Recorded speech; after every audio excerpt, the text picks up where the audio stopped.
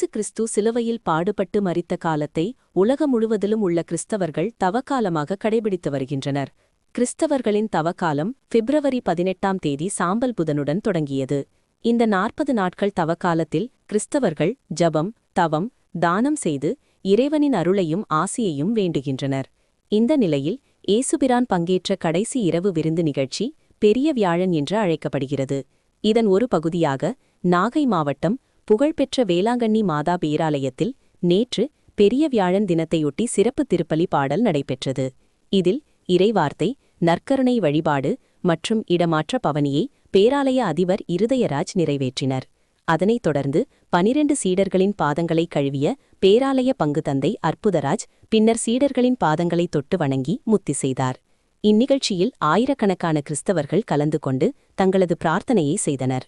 இன்று புனித வெள்ளியும் வரும் ஞாயிற்றுக்கிழமை இயேசு உயிர்த்தெழுந்த தினத்தை உலகம் முழுவதிலும் உள்ள கிறிஸ்தவர்கள் ஈஸ்டர் பண்டிகையாக கொண்டாடுகின்றனர்.